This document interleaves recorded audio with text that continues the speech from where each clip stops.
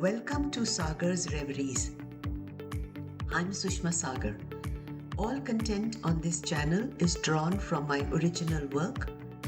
If you are inclined to pause and to reflect on our shared human experience, come walk with me. The journey begins here.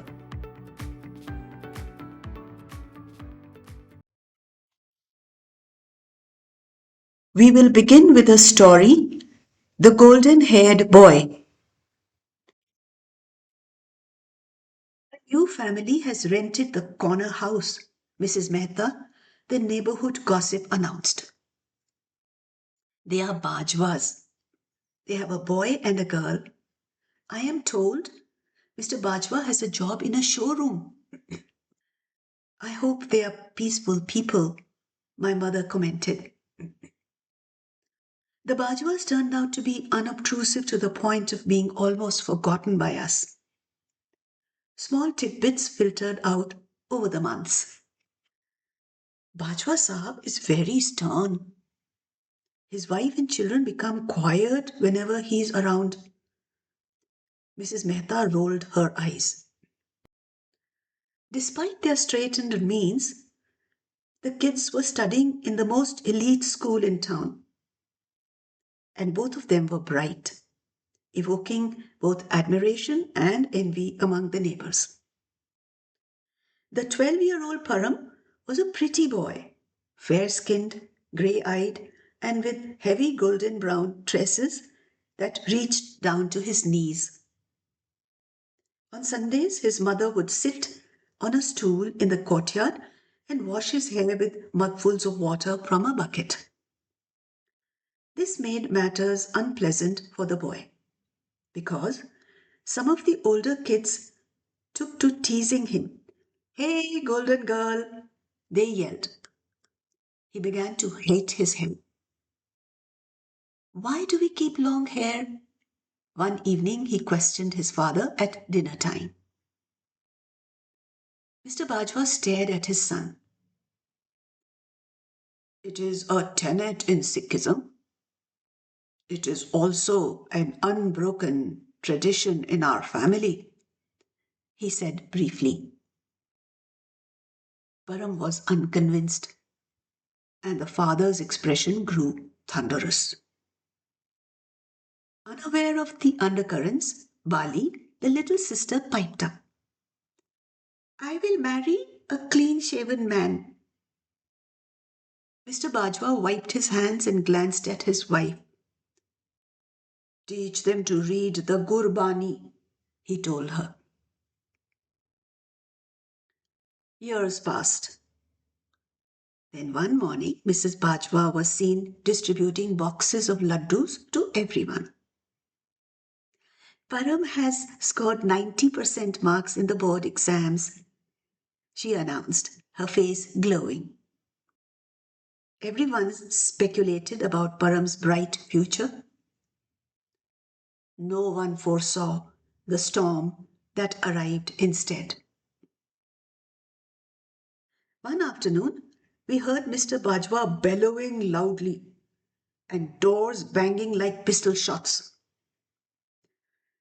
"You are an ungrateful boy to have brought shame and ignominy upon the family." Then a defiant Param strode out. We looked on in amazement. He was without a turban and with close cropped hair. Mrs. Bajwa stood looking helpless. "What are you two doing?" she cried. Everyone was troubled. By evening, all the ladies got together to mollify Mr. Bajwa. He refused to entertain them at first, but eventually he relented, and an unapologetic Param got back home in the evening. The air was cold between father and son. Mr. Bajwa never really forgave Param, who grew distant from the father. Around that time, I left for Mumbai for a job, and some months later, Param visited me there. I have joined the merchant navy, he told me. I was impressed. So, are we to look forward to you becoming ship's captain? That's the goal. Param grinned. I wished him luck. The next news I received about him was shocking. Lost at sea? No trace found. My mother sounded distressed when she called me to share the news. The Bajwa family is shattered, she said. I felt heavy for weeks. Poor Mr. Bajwa had no resources to pursue the case, yet he travelled to meet the officers of the shipping company in Mumbai. Nothing came of it except vague promises. Time moved on, and memory of Param began to fade. Only the large photograph that hung in their room remained. Mrs. Bajwa would wipe it clean tenderly. I know you are alive, son, she whispered as she wiped it clean, whenever she thought no one could hear. Her husband never talked of Param. He had become even more quiet in his grief. 6 years passed. The couple was sitting out in the sun one winter day when a tall, well-built, turbaned Sikh walked up. He stopped short some yards away. The two of them turned inquiringly towards him. Then Mrs. Bajwa gave a broken cry. Param! She cried as she stumbled into his arms. Mr. Bajwa held back, frozen in disbelief. The young man came forward to touch his feet. Peri pona, Papaji. I grew my hair again, he said softly. The old man's face crumpled. How does hair matter? He choked. How does hair matter? Postscript. Param rejoined the navy, but he never did become a captain. Life had its own plans, he said to me philosophically. Whenever I think of him now, I wonder how many of our dreams survive the battering of life. Here's a poem.